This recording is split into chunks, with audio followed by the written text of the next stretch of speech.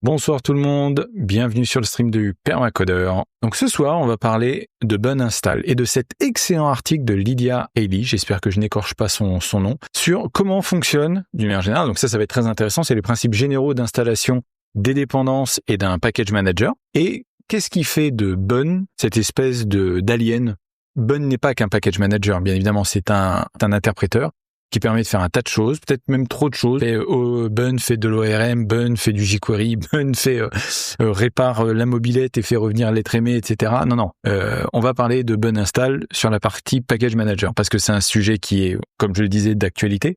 On l'a vu avec les problèmes de vulnérabilité, d'injection, etc. Et en particulier sur les sujets de performance, parce que s'il y a bien un truc que les Package Managers ont du mal à faire, c'est les sujets de performance. Alors, quoi qu'elle nous dit Lydia. Donc, running Bun Install is fast, very fast. On average, it runs 7 times faster than NPM, around 4 times faster, 17 faster than Yarn. Je suis vraiment très étonné d'ailleurs du pourcentage de Yarn. Alors, pour la petite histoire, moi, je l'ai relativement peu utilisé Yarn. Je sais que ça a été grosso modo une branche à un moment donné parce que NPM pas bien. Voilà, j'en avais parlé un peu de ce cycle un peu sinusoïdal de NPM que des fois c'est très bien, et puis après 2-3 versions plus tard on se rend compte que ça fait pas tout ce qu'on veut, et puis après ça redevient très bien parce qu'il a le retard, et à chaque fois qu'en fait on est dans un creux de popularité de NPM, il y a un nouvel outil. Donc il y a eu Yarn à un moment donné, voilà, et puis à un moment donné il y a eu PNPM, voilà, et puis après il y a encore eu d'autres derrière pour différents sujets, etc. Bon, bien évidemment, ils font pas tous la même chose que NPM, ils font des choses en plus, des choses en moins. La plupart du temps, c'est des choses en plus, ou alors ils ont du moins leur spécificité. Et il y a Bun. Et Bun Install, en fait, se targue d'être rapide. Au-delà de tout ce que Bun fait, encore une fois, Bun est rapide. Voilà, c'est insert flash light Mike Queen au montage. Et le truc, c'est que Bun is fast because it treats package installation as a systems programming problem, not a JavaScript problem. Ça, déjà, en fait, c'est peut-être même la raison pour laquelle je me suis dit que j'allais parler de l'article. Là, effectivement, on va parler de programmation système, on va parler même de, quand je dis système, c'est pas forcément OS, etc., mais c'est vraiment prendre le truc global. Et ça, c'est cool. In this post, we explore what that means from minimizing syscalls, et ça, c'est un sujet intéressant, caching manifest as a binary, optimizing tarball extraction, leveraging OS native file copying, and scaling across CPU cores. Il y a certains sujets sur lesquels j'irai plus vite que d'autres parce que j'aurais pas spécialement de valeur ajoutée à part dire que c'est génial. Mais il y en a certains, je pense que ça peut être pas mal de prendre un petit peu de recul. Et ce qui est intéressant, c'est de savoir d'où ça vient. Et j'aime beaucoup cette approche-là, parce que Bun n'est pas né en 2009, Bun n'est pas né en 2015, etc. Bun est né beaucoup plus tard. Si on se replace sur l'époque d'il y a 16 ans, c'est l'année du lancement de Node.js. Un certain nombre de sujets en termes de performance, etc. indiquent que ça prenait 10 millisecondes pour faire une recherche, une query database entre 50 et 200 millisecondes et une requête HTTP, c'était énorme, 300 millisecondes. Ça n'a rien à voir avec ce qu'on a maintenant, avec la fibre, avec les SSD, etc. À l'époque, les serveurs glandaient énormément. Parce qu'il y avait tout un tas de contraintes derrière qui étaient liées aux I/O et qui font que la plupart du temps, les serveurs y glandaient. Et donc, quitte à attendre, on va pas perdre du temps à attendre, on va faire d'autres choses entre-temps. D'où la fameuse l'utilisation de l'event loop de JavaScript côté serveur, c'était parfait. Parce que pendant qu'on fait des choses, on peut faire d'autres choses. Et on passe un callback à une opération qui est très longue, et le callback, il sera traité derrière. Super idée dans l'absolu. Et quand on y réfléchit, c'est quelque chose qui existe dans tous les langages. On l'a vu dans les derniers streams avec Rust et Tokyo. Voilà, si on a des tâches qui sont bloquantes, etc., on crée des threads spécifiques qui sont blocking, ou alors on utilise d'autres pools de threads, enfin on gère les choses un peu plus finement. Ça, non, on l'a pas en Node.js, du moins on l'a pas de base, etc. On peut l'avoir en creusant un petit peu, mais de base on l'a pas, et c'est pas dans la philosophie en tout cas du runtime, qui est de dire, on vous enlève tout ça, vous n'allez pas vous prendre la tête, lancez vos grosses opérations, etc. Maintenant voilà, on n'est plus en 2009, quoi. Sans même parler du M4 Max, mais on a des machines de guerre par rapport à ce qu'était l'époque, on a des NVMe maintenant avec des débits de cinglés. Moi, j'arrive jamais à saturer de toute façon le débit de mon disque. On est bien. Et c'est vrai que moi, je m'étais pas posé la question dans ces termes-là, et je remercie Lydia en fait de la poser là. C'est quoi le problème en fait maintenant? Pourquoi on a cette sensation au niveau des package managers, et en particulier des package managers côté JavaScript? Pourquoi ça a l'air d'être lent? Des fois, ça mouline. Alors on dit ouais, NPM c'est de la merde. Enfin voilà, tout un tas d'expétifs quand on ne sait pas de quoi on parle, bien évidemment. Oui, mais on peut légitimement se demander qu'est-ce qui se passe. Est-ce que c'est le nombre de dépendances? Est-ce que c'est l'outil en lui-même? Est-ce que c'est les dépendances elles-mêmes quand elles s'installent? Qu'est-ce qui se passe qui fait que? Et ce que Lydia nous explique, c'est que c'est les appels système. Et là, moi, je tique un peu, parce que c'est pas forcément un monde dans lequel j'évolue moi. Et c'est là où je me suis dit, ok, très bien. Et c'est là qu'on rentre dans une considération que moi, je ne connaissais pas. Et ça, c'est cool, parce que c'est pas parce qu'on est du côté applicatif, je fais pas mal de code applicatif, il faut pas forcément regarder ce qui se passe en dessous. Pour reprendre l'expression des compétences santé, même si j'aime beaucoup l'approche d'Arnaud Lemaire, où il parle de moins de T, mais de vagues. Moi, ma vague, elle commence à descendre assez sérieusement sur la partie système. Et donc, cette histoire de votre CPU, il exécute ses programmes et ses instructions en 2 modes, à savoir user mode et kernel mode. Ok, d'accord. Donc moi, en fait, j'évolue plutôt dans cet univers-là, à savoir le user mode, sachant que le kernel mode, c'est le mode où on commence à voir arriver le mot en K qui fait peur à chaque fois. Et je me dis, ouais, ok, mais bon, si ça passe sans kernel mode, c'est censé être rapide. Mais c'est sans compter le mode switch. Et c'est ça qu'en fait, j'ai découvert et que je ne connaissais pas, et que le mode switch, ça a un coût. Ok, donc à chaque fois qu'on veut ouvrir un fichier, qu'on fait un fsread file en Node.js, par exemple, ou autre opération, le CPU, il peut pas. Il le fait pas directement. Il switch en kernel mode au niveau bas niveau. Et ça, en fait, je le savais pas. During this mode switch, the CPU stops executing your program, saves all its state, switches to kernel mode, performs the operation, then switches back to user mode. Ah, ok. Suspect, ça, effectivement. However, this mode switching is expensive. Just this switch alone costs 1,500 CPU cycle in pure overhead because any actual work happens. C'est le fait de changer. Alors, bien évidemment, il y a le temps d'exécution de l'appel système lui-même, à savoir de lire depuis le disque, où là, on est contraint par le disque, mais comme elle le disait, on n'est plus en 2009. On est avec des disques qui sont extrêmement rapides, avec des bandes passantes extrêmement rapides. Le réseau, lui aussi, il a des latences extrêmement faibles par rapport à l'époque. Là, aujourd'hui, en tout cas, on peut se poser la question de se dire, ok, quel est le goulot d'étranglement? Et tout cet article, en fait, va être une analyse des goulots d'étranglement. Et c'est des réflexions et des manières de réfléchir. Là aussi, il y a un aspect un peu méta qui, je trouve, sont extrêmement intéressants. L'équipe de Bunn a constaté que on perd 1000 à 1500 CPU cycle. Donc on dit, ok, donc il y a 3 milliards de cycles par seconde, 1500, est-ce que c'est vraiment un problème? Eh bien, sur un processeur 3 GHz, ce qu'on a, en gros, ça dure 500 nanosecondes. On est à la nanoseconde quand même, on est à la demi-microseconde. Le problème, c'est que on n'est pas limité par les SSD. Les SSD, ils peuvent balancer 1 million d'opérations par seconde. Et on est plutôt pas mal. Donc si, à chaque fois qu'on va faire un system call, on va cramer, en fait, 1,5 milliard cycles par seconde juste en faisant le mode switching. Parce que on n'est pas en train de lire le SSD pendant ce temps-là. On est en train de faire un mode switching. On n'est pas en train de lire le disque. Alors j'aime bien, c'est pas pour se taper spécialement sur React, mais c'est vrai que c'est l'une des librairies les plus utilisées et installées sur Node.js. Et ça, c'est intéressant de se dire, mais combien ça fait de system call? Eh bien, ça en fait beaucoup. Et donc, quand on commence à multiplier 50 000 par 1500, on commence à atteindre pas mal de trucs. Et la meilleure manière de se rendre compte de ça, ça va être avec les benchmarks qu'elle fait derrière, qui sont super intéressants, parce que là, ça va être très, très visible. Et c'est pour ça qu'en fait, ils ont décidé de traiter le sujet comme un sujet de programmation système. C'est surtout de se dire qu'on veut minimiser les system calls. Et donc, qu'est-ce qui se passe quand on diminue le nombre d'appels système? On va essayer d'utiliser toutes les optimisations possibles au niveau des OS. Ça, c'est peut-être la partie où je passerai le plus. C'est l'aspect méta, le fait de dire on va utiliser telle ou telle optimisation spécifique à un système. Bon, très bien, je veux dire, elles existent, il faut s'en servir. C'est bien, il faut le faire. Maintenant, c'est pas, ça dépend des OS, quoi. Et donc, en faisant un strace de un npm install par rapport à un repo de test, donc en faisant quelques benchmarks comme ça, si on fait npm install, on a 1 milliard de system calls avec du futex, du write et du equal-weight. On viendra là-dessus rapide. Si on fait un Bunn install, au lieu d'un npm install, on passe de 996 000 à 505 000. Déjà, c'est un truc de ouf.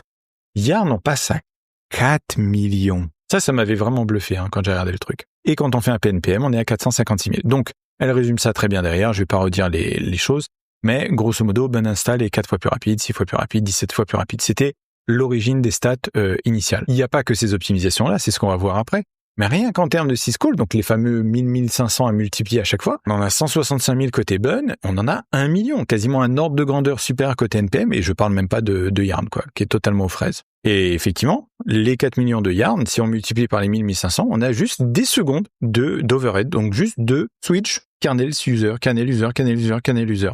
Ça ne fait rien d'autre que de dire au CPU de changer de mode. C'est un truc de ouf, en fait. Voilà, donc là, je vais pas forcément entrer dans les histoires de futex, mais là aussi, pareil. Donc, il y a plein de threads qui sont en train de s'attendre les uns les autres. Donc, on est sur un effet qui s'aggrave, en fait, avec le temps.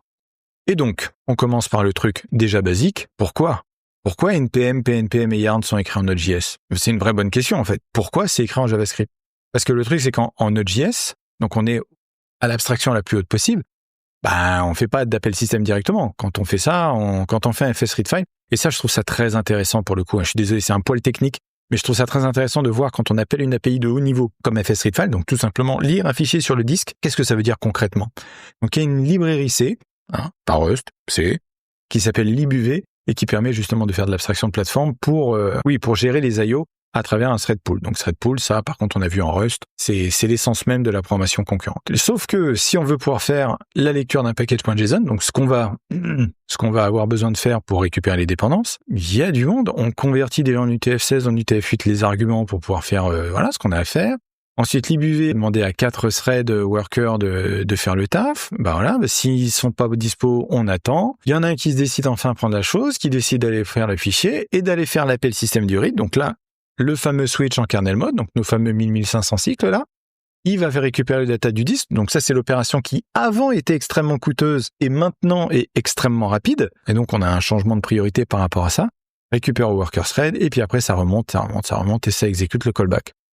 Truc classique d'abstraction où on descend dans les couches et après on remonte dans les couches. Le truc, c'est que on va faire ça énormément de fois et on va le faire ça de manière récursive puisqu'on va installer les dépendances, après on va installer les dépendances des dépendances, etc. Et en plus, on fait d'autres choses. On va récupérer des métadatas dans le package.json, on va rentrer après sur la lecture de tout ça. Il y a du monde et on fait ça énormément de fois. Aggrave encore. The overhead of making thousands of these system calls can take longer than the actual data movement itself. Et je pense que c'est ça la vraie différence.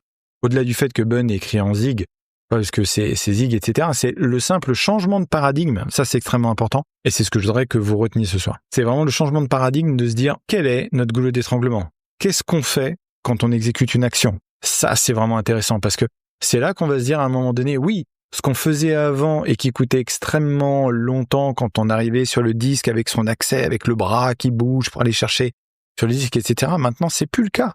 Donc, puisque c'est plus le cas, le goulot d'étranglement, le maillon faible de la chaîne, n'est plus celui d'avant. Et comme Bun est écrit en Zig, Bun compile en code natif avec des accès directs au système. Bun n'est pas écrit en JavaScript, Bun est écrit en Zig. Donc, quand Bun veut lire un fichier, le code Zig appelle directement le syscall qui va bien. Donc là, il y a quand même, il y a un system call. Donc voilà. Là, il n'y a même plus l'histoire de l'UTF-16, UTF-8. C'est ce que j'étais en train de regarder. Donc ouais, c'est plutôt pas mal, effectivement. C'est le coût qu'il y a quand on n'a pas de runtime, d'overhead, de JavaScript, etc. Quand on est directement en train de dire je veux lire le fichier et qu'il lit le fichier, il met 0,019 millisecondes. Et Node.js, pour la même chose, avec son passage en bas niveau et après son machin, le fait de transcoder l'UTF-16, UTF-8, etc. Non, ça prend bien évidemment beaucoup plus de temps. On est sur un 3 fois. Là. Tous, en fait, que ce soit NPM, PNPM et Yarn, comme ils sont écrits en Node.js, tous, en fait, par défaut, par définition, leur plafond de performance, ou leur plancher de performance, ça dépend comment on veut voir si on veut monter ou baisser, il est fixe en fait. Ils ne pourront pas faire mieux que ça. Pas en restant dans la couche d'abstraction dans laquelle ils sont. Alors que ce qu'on leur demande en termes d'utilisation, c'est pas d'être écrit en JavaScript. On n'a jamais demandé à NPM d'être écrit en JavaScript. Quand je fais NPM install, j'en ai rien à cirer que ce soit du JavaScript, du Rust, de l'OCaml. Je veux que ça aille le plus vite possible. Et ça, quelque chose à retenir pour nos projets à nous, c'est d'être clair sur les objectifs, les contraintes qu'on s'impose, fonctionnelles et non fonctionnelles. Vos utilisateurs, ils en ont rien à cirer que vous utilisiez React ou HTMX. Vos utilisateurs, ils veulent le service le plus rapide pour le moins cher possible. Bun's Package Manager is more like a native application that happens to understand JavaScript packages, not a JavaScript application trying to do systems programming. Vous voyez la différence? C'est quoi le besoin? Aller vite. Donc on prend ce qu'il faut pour aller vite. En l'occurrence, Zig, ça leur convient. Package Manager respect your existing Node.js setup. Oui, on peut utiliser Bun install même si on est dans un écosystème qui est plutôt NPM ou PNPM. C'est vrai, j'ai jamais fait ça, mais c'est vrai que c'est pas idiot. Juste pour faire de l'installation de dépendance, ça peut être intéressant de juste utiliser Bun install. Après tout. But at this point, we haven't even started installing package yet. Oui, on a juste lu le package.json. Il récupère le package.json sur le disque et il lit. Alors, this optimization is specific to macOS. Donc, on va aller rapidement. Parce que bien évidemment, oui, c'est ça, on a besoin de network resolution auprès du registré qu'on utilise. Alors là, c'est registré npm.js. J'espère que vous utilisez des registres privés dans des Nexus ou des Artifactory parce que bon, voilà. Mais bon, par défaut, ça va être le registré npm.js. C'est une optimisation qui est sympa, même si elle est spécifique à macOS, mais ça témoigne aussi de la chose. On sait qu'une requête réseau, c'est long comparé à la lecture d'un disque, bien évidemment. Donc, si on fait des optimisations avec des disques qui sont hyper rapides, on sait que le prochain goulot d'étranglement, ça va être le réseau. Et le fait que Bun already starts to prefetch the DNS lookups, ça, c'est pas mal parce que c'est as bun is parsing. On verra après comment il traite le package.json. Mais je trouve ça fort vraiment de se dire, OK, a priori, ça, il va falloir le récupérer. On fait déjà un lookup DNS. Ça, c'est plutôt cool, ça. Et donc, après, le reste, c'est est-ce qu'on utilise des threads ou pas des threads pour faire du get à DDR info. Mais bon, là, effectivement, il y a des, alors, il parle de Apple Hidden Async DNS API. Il y a beaucoup de bricolage et de trucs un peu expérimentaux dans Bun. A priori, ils arrivent à chaque fois à se rattraper. Mais bon, on va quand même toujours être prudent. Bun prend la responsabilité de faire en sorte que ça marche. On les laisse faire, hein. Mais bon, ça c'est plutôt cool parce que dans ce cas-là, c'est-à-dire que pendant qu'il y a des threads qui sont en train de faire la résolution DNS, Bun peut continuer à faire son boulot. Donc là aussi, on est sur une volonté de paralléliser au maximum en utilisant les threads de manière un peu bas niveau, pas en restant juste à la couche Node.js et de l'event loop pour faire ce qu'il y a à faire. Là, c'est pas mal quoi. By the time it needs to download React, the DNS lookup is already done. Alors, Bun has established a connection to the NPM registry, donc soit en parallèle, soit voilà. It needs the package manifest. Donc là, le manifest, ouais. Moi, j'ai jamais vraiment regardé, j'ai dû regarder ça quand je débuguais des Nexus ou des trucs comme ça. Enfin, ça ressemble pas à un package log, ça ressemble pas à un package.json. Vous allez chercher un paquet, forcément, il va y avoir toutes les versions disponibles avec les URL de où les cloner, etc., etc. Et donc, bien évidemment, tous ces fichiers-là se ressemblent, chaque version étant très proche de celle qu'il y avait avant. Voilà, Most Package Manager cache this manifest as JSON file, et on va pas mal parler de JSON. Their cache their history. When you run npm install again, instead of downloading the manifest, they read it from the cache. Pareil logique. Sauf que il y a un sujet en fait, c'est que les fichiers JSON, c'est compliqué parce qu'il faut les parser. Et les parser, ça veut dire valider la syntaxe. Il faut construire l'objet, c'est-à-dire tout le JSON. Il faut gérer la garbage collection une fois qu'on a créé tout l'objet. Donc ça, c'est plutôt la partie JavaScript. Et donc, beaucoup d'overhead. Il y a des données qui sont répétées, c'est ce que je disais. Lodash, Modular Utilities, ça apparaît en termes de description, parce que c'est quelque chose qui est gardé. Il y a juste la version, en fait, finalement, très souvent qui va changer. On va avoir beaucoup de choses qui vont revenir. Donc on va créer un objet JSON absolument énorme, avec beaucoup de chaînes de caractères qui sont répétées. Et le truc, c'est que tout ça, on charge ça dans un JSON énorme, on récupère en mémoire. Est-ce que tel autre package qui a en sous-dépendance post-CSS va utiliser la même version? Il va dire, toi, mon pointeur vers ça, est-ce que tu as une version, ok, tu as la version X, toi, là-bas, tu as la version Y, mais tout ça, c'est en mémoire. Ouais. Et c'est là que Bun, ils se sont dit, ouais, mais non, si c'est des choses qui peuvent être répétées, c'est des choses qu'on peut, d'une certaine manière, compresser. Et la meilleure manière de compresser, c'est d'utiliser un format. Alors, il parle de format binaire, parce que oui, ça va pas être du JSON, ça va être simpliste, mais avec une espèce d'algorithmique derrière qui va permettre de dire, ok, mais on va stocker toutes les chaînes de caractères différentes de notre gros JSON une fois qu'on le fait. Donc ça, c'est fait une seule fois, donc avec toutes les versions, donc un super long fichier. Et puis après, on utilise la pointer arithmétique pour dire, je vais récupérer, tiens, c'est pas tout à fait en ligne avec son truc. Donc là, le caractère 0, ça va être là. Donc dès qu'on veut récupérer l'Odash, on sait que c'est au pointeur avec la position 0, la position 7, ça va être la licence, la description, ça va être la position 37, etc. Et donc les versions, c'est quoi? C'est tout simplement, là pour le coup, des versions extrêmement simples. Le nom, il est en 0, ça s'appelle l'Odash. Le nom de la version d'après, c'est 0, ça s'appelle l'Odash, etc., etc. Et si on veut récupérer donc la version, la version offset 99, faut que je me mette comme eux. Et voilà, et donc il stocke toutes les versions. Forcément, toutes les versions vont être différentes. Donc toutes les versions vont être stockées les unes après les autres. Et on n'a plus que des offsets de chaînes de caractères dedans. Je trouve ça extrêmement simple en soi et extrêmement puissant. C'est vachement plus petit que le gros bazar qu'on a dupliqué N fois. Parce que on le voit maintenant qu'on fait du Rust et qu'on doit faire, qu'on a des clones à faire à la main, qu'on a ou plutôt des références à passer. Le moins on a alloué de chaînes de caractères, le mieux c'est. Parce que tout ça, ça va avoir un poids. Parce que tout ça, ça n'est qu'un package.json. Et ça, c'est ouf. Et donc, to check if packages need updating, Bun stores the responses e-tag, donc le truc qui a permis de sauvegarder tout son string buffer, donc la dernière version en date, and sends if not match headers. When npm response with 304 not modified, Bun knows the cache data is fresh without parsing a single byte. Absolument rien à faire. Donc après, on pourrait dire ça, on peut le faire déjà avec un JSON, de stocker séparément l'e-tag. Oui, mais c'est en plus. Et en fait, il y a beaucoup de choses au niveau de Bun qui vont être de cet ordre-là. C'est à chaque fois, on a une petite optimisation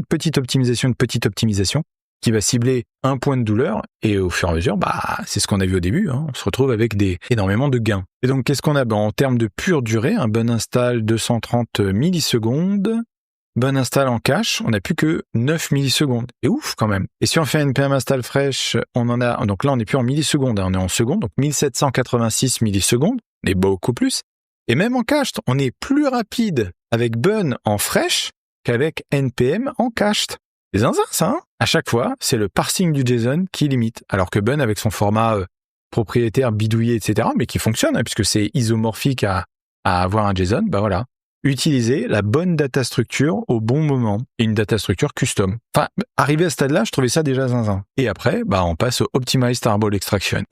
C'est là que je me suis dit, wow, ils sont allés loin quand même. Au-delà du fait de dire, on va utiliser Zig, un format propriétaire. Et donc, bah oui, c'est quoi les dépendances? Les dépendances, c'est des tarballs, donc des fichiers, des fichiers compressés qui contiennent ce qu'il faut. On récupère le tarball, on le décompresse au fur et à mesure, parce qu'on peut faire ça avec les tarballs, on peut décompresser au fur et à mesure qu'on le récupère. Ça, c'est une propriété très intéressante de tar, hein, qui est pourtant quelque chose qui est assez ancien, mais voilà. Enfin, le tar, c'est la partie archive, après il y a la partie compression qui est avec, mais a priori, on peut détarer et décompresser en même temps qu'on stream. Et on se dit, ok, bah oui, on ne sait pas combien on va avoir de taille décompressée, donc on récupère, on alloue au fur et à mesure qu'on récupère, parce que ben si on a besoin, on va allouer plus. Oui, ok, je comprends.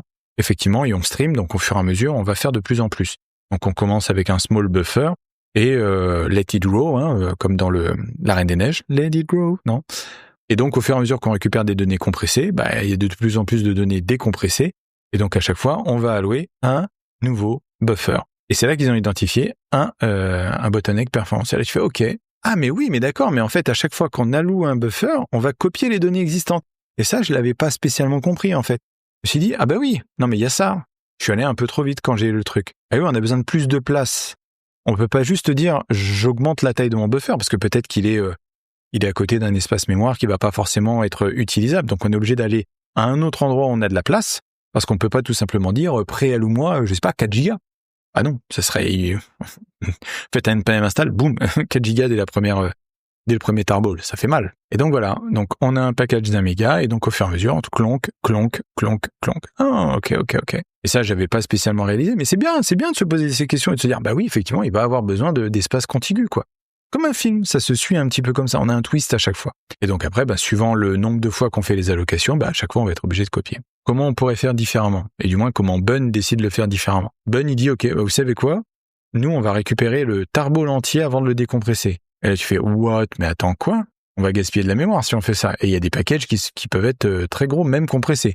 Je réalise pas du tout que un package comme TypeScript fait 50 mégas compressés. Là aussi, on se rend pas compte quand on ajoute des dépendances, même si on sait que TypeScript c'est pas petit. Mais à quel point ça va être même compressé, quoi. C'est du texte, hein. C'est du texte tout bêtement. Il y a peut-être un peu de binaire dedans, mais vraiment un tout petit peu. C'est beaucoup de texte quand même. Parce que TypeScript est encore écrit en TypeScript. Ça sera plus la même chose quand ce sera en Go, bien évidemment. Et donc, bah voilà, on a plein de petits packages d'une manière générale. Donc là aussi, on a aussi une analyse en fait de l'écosystème pour dire, ok, on a des grosses pâtés, on a des gros pâtés, on a plein de petits pâtés. Donc, est-ce qu'il vaut mieux se dire qu'on s'optimise pour un gros pâté rarement ou plein de petits paquets très très souvent? On sait qu'on a énormément de petits paquets, autant effectivement les prendre et les directement en mémoire et de pas se prendre la tête avec l'histoire du stream et de la recopie, parce que c'est ça, on va le faire un petit peu, mais sur un grand nombre de dépendances, un grand nombre de paquets. Encore une fois, il faut multiplier ça par le nombre de dépendances au global de l'écosystème des projets. Et il y a énormément de dépendances. Donc ça, c'est lié au mal endémique des écosystèmes Node.js, quoi. Une fois qu'il a le tarball en mémoire, il lit les derniers 4 bytes, des derniers 4 octets du format gzip. Ok, je savais pas. Ah, donc le simple fait d'avoir le tarball en mémoire, on récupère la taille cible. Ah oui, donc si on a la taille cible, on peut directement demander le segment contigu dont on a besoin. Pas mal, hein? Et donc, blam, directement le tronçon qui va bien. Et puis après, lib deflate, ok, qui est plus rapide que zlib. Donc là, on est encore sur les micro-optimisations de Bun. Ça, je passe pour le coup parce que bon, utiliser un outil plutôt qu'un autre en low level, why not, hein, je veux dire. Mais c'est la philosophie vraiment qui m'a intéressé. Pour les package managers qui sont écrits en JavaScript, on a un souci quand même. Ce qu'il faut faire, on va vouloir lire le paquet d'origine qui est compressé pour pouvoir récupérer les 4 octets. Il faut les parser, récupérer et puis après fermer le stream et puis après commencer la décompression. Les API de Node, elles sont pas faites pour faire ce que fait Bun qui va pouvoir faire ça en mémoire. Et donc maintenant, comment on fait du stockage cache-friendly? Et donc on a tout un graphe de dépendance pour savoir, ok, quelle version on récupère? Est-ce qu'on a des conflits de version parce qu'il y en a qui demandent X, l'autre qui demande Y? Voilà, qu'est-ce qu'on va récupérer derrière? Est-ce qu'il y en a qui sont dupliqués, qu'il faut des dupes, etc. Effectivement, le fait de hausser les dépendances pour les monter, parce que si la sous-dépendance utilise, on a vu PostCSS et l'autre c'est juste sa sous-dépendance, et en termes d'arborescence, etc., on va pas la laisser en bas, on va la ramener en haut, on va essayer d'éviter de dupliquer, ou après on peut appliquer On en parlera des stratégies à la PNPM en termes de stockage, mais il y a du taf, quoi. Comment c'est stocké? Bah, on fait un objet. Ah oui, c'est logique, parce qu'ils sont écrits en JavaScript, donc on va faire un objet avec le nom de la dépendance, avec ceux qui ont besoin de cette dépendance, etc. Et tous les paramètres qu'il y a derrière. Ah oui, mais on l'a vu déjà, on sait que ça va poser un problème si c'est que du code JavaScript. Parce que là, on va avoir effectivement une structure en pointeur, on va dire, bah, j'ai mon machin qui pointe vers un autre objet qui a un autre emplacement mémoire, qui va pointer un autre objet, un autre emplacement mémoire. Et c'est vrai que quand on fait du JavaScript, ça, on en a, mais rigoureusement rien à cirer. Hein. Et même, on est encouragé à n'en avoir rien à cirer parce qu'on nous dit, vas-y, TGCM, ta gueule, c'est magique, c'est géré en mémoire. Oui, tu vas pouvoir faire nest.dependencies et puis avoir un autre objet avec des clés, etc. Et nous, on s'occupe de tout derrière. Ben ouais. Sauf que on se pose pas forcément la question de comment c'est alloué en mémoire, quoi. Et là, tu dis ok. Et comment ça se passe en vrai? Bah, quand on définit ça, il y a des sous-objets qui sont créés pour chacune des propriétés, donc jusqu'ici tout va bien. On ne sait pas vraiment comment elles sont allouées en mémoire, puisque ça va être aléatoire suivant la répartition de mémoire, ce qui est disponible, etc. Et il n'y a aucune garantie que ces propriétés vont avoir leur objet les unes à côté des autres. Il dit ouais, ok, d'accord, effectivement. Donc quand on a 16 Go de RAM, ça va être là, ça va être là, ça va être là, ça va... Et là tu fais ok. Est-ce que c'est important? Bah ouais, a priori. Mais oui, bon, voilà, bon, ça, on connaît les niveaux de cache, on sait que c'est, il y a plusieurs niveaux de cache, il y en a 3 en l'occurrence, qui ont des tailles différentes, mais qui chacune vont avoir un ordre de grandeur de plus, à peu près. Bon, là, j'exagère un petit peu. En tout cas, dès qu'on arrive sur la RAM, c'est le bordel. Bon, on sait que quand c'est petit, ça va vite, et quand c'est pas petit, ça va pas vite. Bon, certes, mais quoi?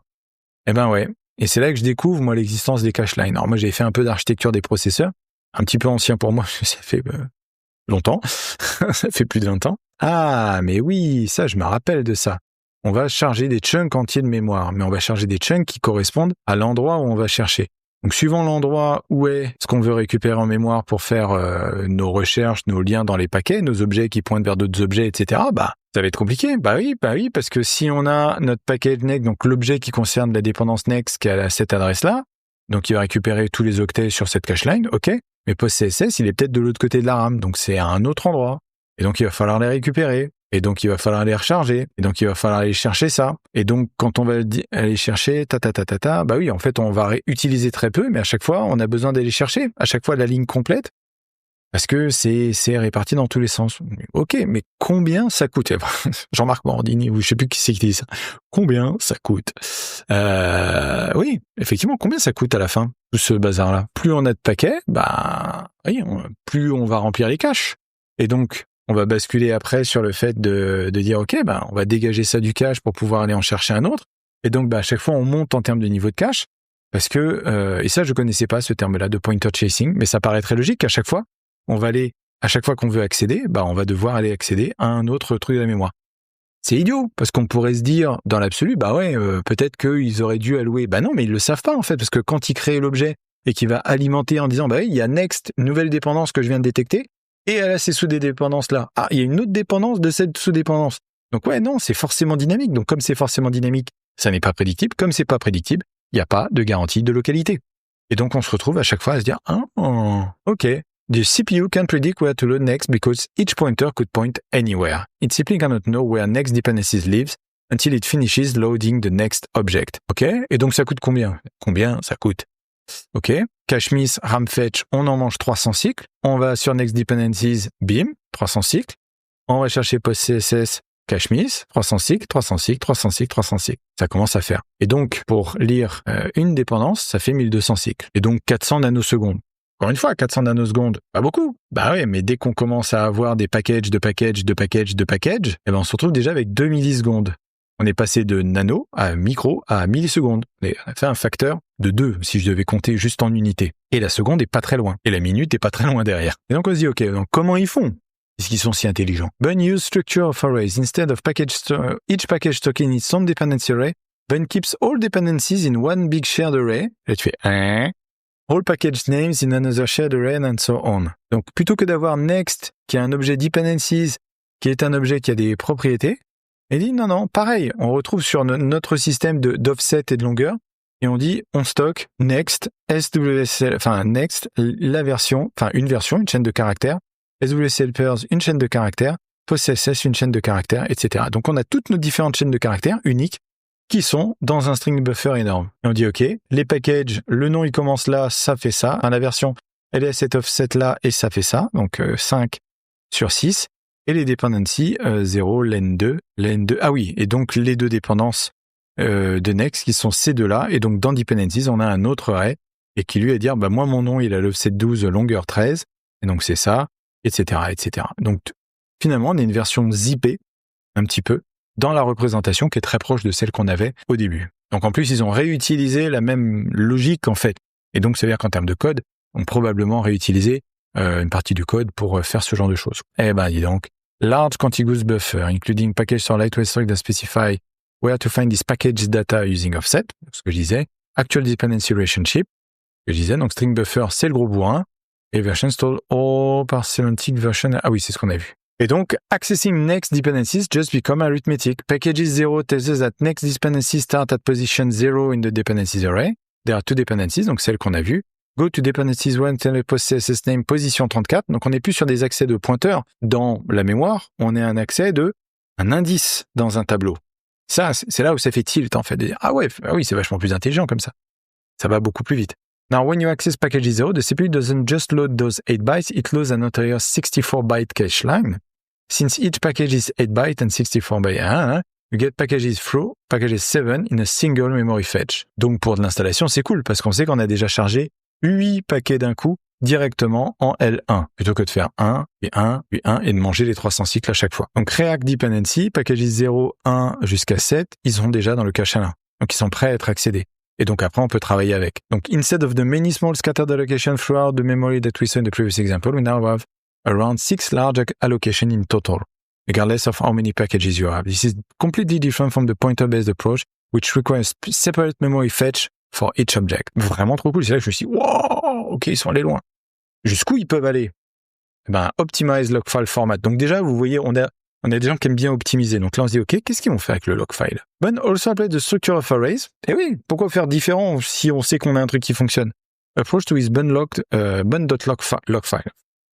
When you run bun install, bun has to parse the existing log file to determine what's already installed and what needs updating. Most package managers store log files as nested JSON, et c'est vrai, en YAML, PNPM et YARN. Je pense que j'aime aussi peu le YAML que le JSON. Pour les mêmes raisons, en fait. À peu près. When npm parses package.log.json, it's processing deeply nested objects. Donc, on a le coût du JSON. Each package becomes its own object with nested dependencies. JSON person but allocate for memory for every object. Donc, on revient sur les mêmes logiques. Validate since type, big, complex. Ça. Donc, for project with thousands of dependencies, this creates the same pointer chasing problem we saw earlier. On a le même problème qui n'a finalement jamais été adressé.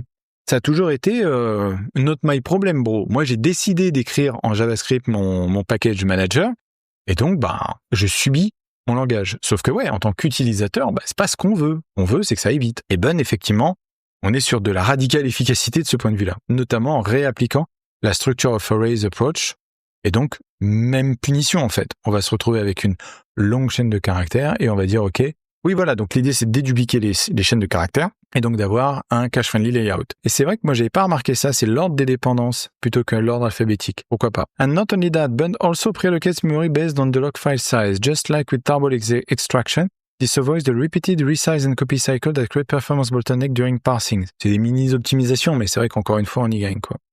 Et ça, je savais pas, historiquement. Originally used the binary log file format bunlogbay to avoid JSON parsing over entirely. But binary files are impossible to review in pull requests and can be merged when conflicts happen. Donc, c'est pour ça qu'ils sont passés sur un format qui est certes en JSON, mais qui est simplifié par rapport aux autres, puisqu'on n'a pas, on a une inversion, une rotation, je dirais même, de la structure de modélisation. Plutôt que d'avoir un mode de fonctionnement comme ça, on peut être beaucoup plus simple en évitant les mots-clés intermédiaires, les requires, les dependencies, etc. On se retrouve directement avec de quoi qu'on a besoin, quoi. Et donc avec les hashes qui sont stockés. Ça, c'est le sujet sur lequel on va passer relativement rapidement, parce que c'est là où je pense qu'il y a des optimisations où je vois macOS et Linux. En fait, on a un sujet tout bête, en fait. Le truc, c'est on va les installer, donc on les télécharge, on récupère, on a fait l'unzip, mais après, il faut les mettre dans notre module. C'est l'endroit où on va les utiliser dans le projet. Donc, on est bien d'avoir un cache, comme ça, on n'a pas besoin de retélécharger, de faire un appel réseau quand on veut récupérer, je sais pas, React sur un autre projet. Mais il faut bien le mettre dans le node module. Et là, je me dis, OK, copier dans le dossier node module. OK, je vois bien l'importance, mais c'est si problématique que ça? C'est après tout la raison pour laquelle PNPM existe. Donc oui, et c'est là qu'apparemment il y a le plus de performance de la part de Bun. Là je me dis attendez, on a fait tout ça jusqu'à maintenant, c'est même pas le plat principal. De quoi vous me parlez? Le truc c'est qu'on copie les fichiers et les dossiers individuellement. On va ouvrir le fichier source, on va ouvrir le fichier destination, on lit, on écrit, et puis après on ferme. On me demande de le faire, c'est comme ça que je vais faire. Hein. First make it work, j'ai envie de dire. Et donc, mais oui, c'est vrai, c'est le retour de notre mode switch, notre copain le mode switch entre user mode et kernel mode. Oui, oui, à chaque fois qu'on fait open, syscall, open, syscall, read, syscall, write, syscall, close, syscall. Et donc, oui, si on fait ça très très souvent, avec plein, thousands of packages files pour une librairie, rappelle que HTMX c'est un seul fichier JavaScript. Mais ça va générer des centaines de milliers, jusqu'à des millions de syscall.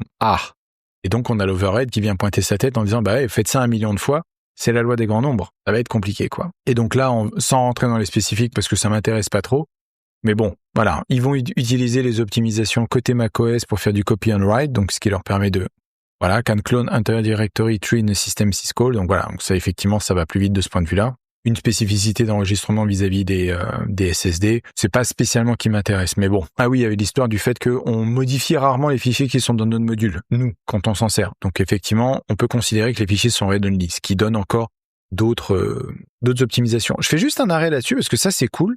En fait, quand on fait un bun install, on peut lui spécifier un moins backend, et ça je savais pas, pour lui dire qu'est-ce qu'il veut utiliser pour faire ses copies.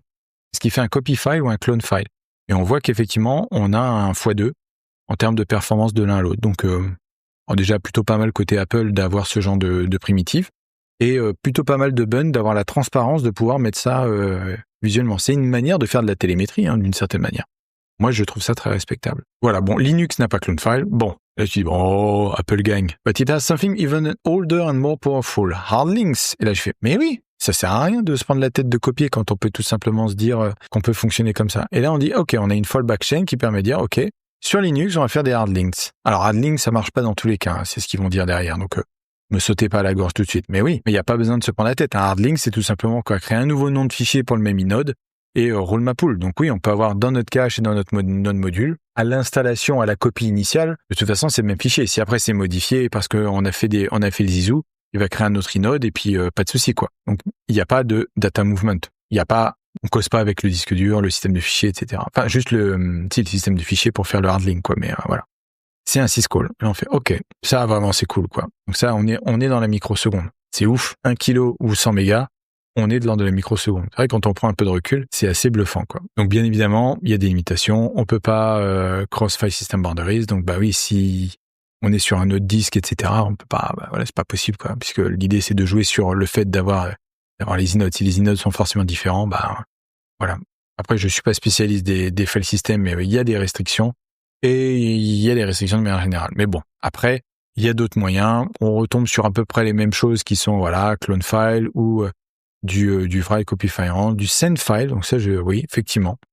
Pour des network transfers, je me rappelle que j'avais vu ça pour des network transfers, mais bon, on peut copier avec send file, donc pourquoi pas. En tout cas, ils ont toute leur chaîne, grosso modo, du plus optimisé au moins optimisé, mais on voit bien que en hard link, on met 100 millisecondes, en copy file, on met 325, donc on est sur un x3. L'obsession d'aller chercher donc les optimisations de plateforme, macOS, Linux, tout ça, et surtout l'obsession de pouvoir se dire, OK, à chaque fois, on va avoir un fallback derrière. Moi, je trouve ça super intéressant comme deep dive. On voit bien qu'ils ont pris l'approche du bottleneck et de se dire, OK, on va essayer de faire le plus hardcore possible, et puis à chaque fois, on va dégrader si jamais c'est pas prêt. Mais vous voyez rien, parce que c'est le but. Multicore. Alors moi, effectivement, j'en ai 16, mais c'est vrai qu'il y en a certains qui montent à 24. Ah oui, alors ça, je savais pas, parce que oui, il y a un thread pull sur Node, mais voilà, on a dit ça, on n'a rien dit. Mais dit actual work, figure out which version of Artwork, which version of Webpack, etc., le dependency graph, etc., happen on one thread and one CPU core. Et là, j'ai vraiment levé les sourcils, que je me suis dit, bon, d'accord, mais quand NPM bosse, il n'y a qu'un seul cœur qui bosse. Et donc, l'idée, après, ça va être de pouvoir fonctionner avec des log-free worksting thread pool. Plutôt que de rester sur un cœur avec l'event loop, etc., on a accès au thread, on est en zig, on est en bas niveau, donc on peut s'amuser, quoi. Et donc, on peut avoir un thread pool qui va s'adapter. Et ça, c'est trop cool.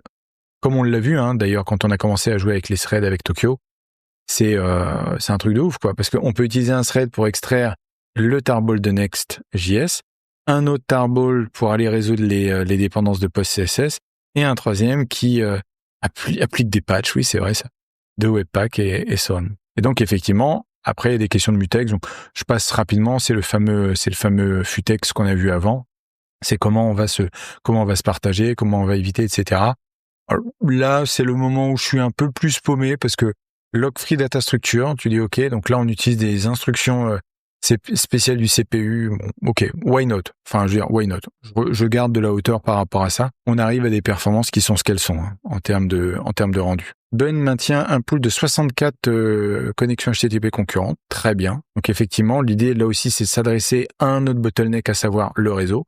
The network thread run independently with its own event loop, handling all downloads, while CPU thread handle the extraction and processing. Neither wait for the other. C'est vrai que si on a 64 connexions HTTP concurrentes, par défaut, oui, j'imagine qu'il y a de quoi faire, quoi. Donc, d'autant plus quand on a une connexion rapide, ça peut mouliner, quoi.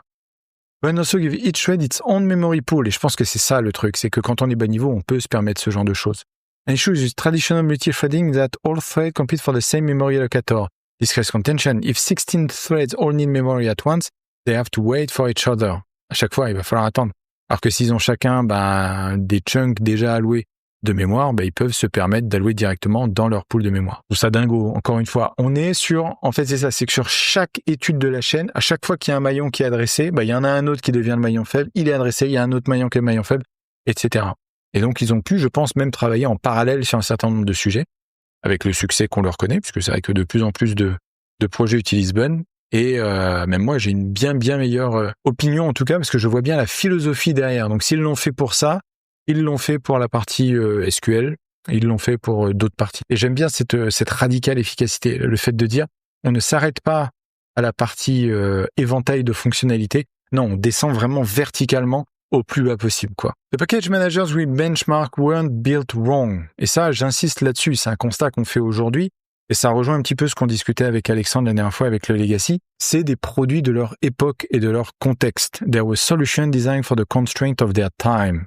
Et c'est vrai, à l'époque, on avait utilisé quoi comme exemple? Java 8, je crois, versus Java 25. Java 8, il est né à une époque où c'était top niveau par rapport au reste. Maintenant, Java 25 fait probablement passer Java 8 pour un dinosaure. Et c'est normal. L'idée, c'est comment on incrémente au fur et à mesure. Et en fait, on incrémente, on va dire d'un point de vue méta, avec les outils. NPM gave us a foundation to build on. Yarn made managing workspace is less painful, and PNPM came up with a clever way to save space and speeds up with hard links. NPM a introduit le concept des hard links. Each worked hard to resolve the problem developers were actually hitting at the time. But that word no longer exists. SSDs are 70 times faster, CPU have dozens of cores. Avant, il y en avait un. And memory is cheap. Et on en a beaucoup. The real bottleneck shift from hardware speed to software abstraction. C'est la fameuse enshittification, en fait.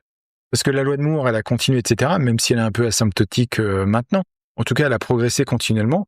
Et on n'a pas vu des gains de performance extraordinaires. C'est bien qu'à un moment donné, il y a eu un souci avec nos abstractions.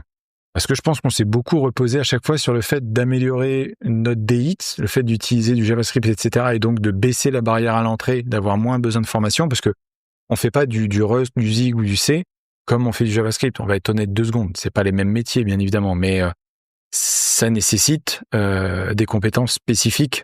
On peut parler de formation, quoi. Alors que très souvent, les JavaScript, on parle surtout de bootcamp.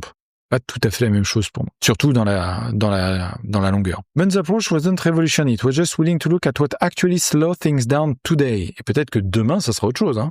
When SSDs can handle 1 million operations per second, why access thread pool overhead? When you're reading the same package manifest for the 100th time, why parse JSON again? When the file system supports copy and write, why duplicate gigabytes of data?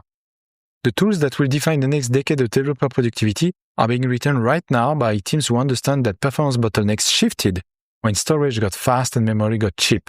They're not just incrementally improving what exists, they are rethinking what's possible. J'aime beaucoup cette phrase. Installing packages 25 times faster isn't magic. C'est vrai que ça donne un peu cette impression-là la première fois qu'on exécute un bon install.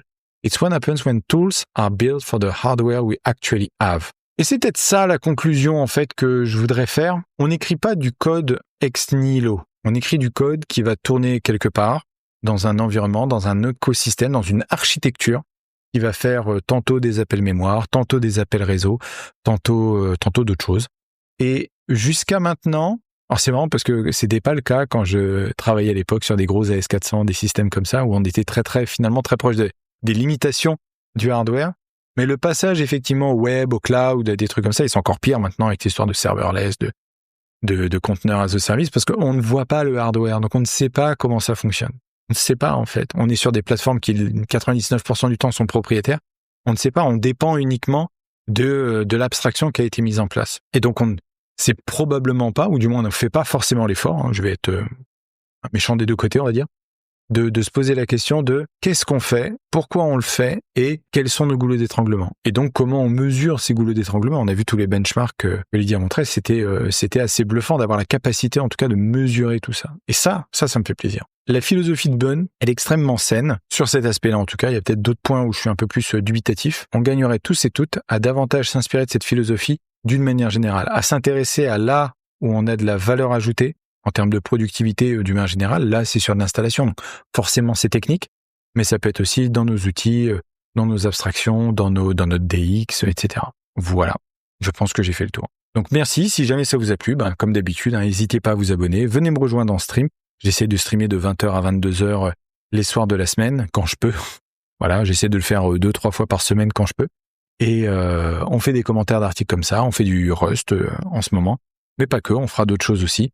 Donc voilà, n'hésitez pas. Un grand merci à vous et à la prochaine.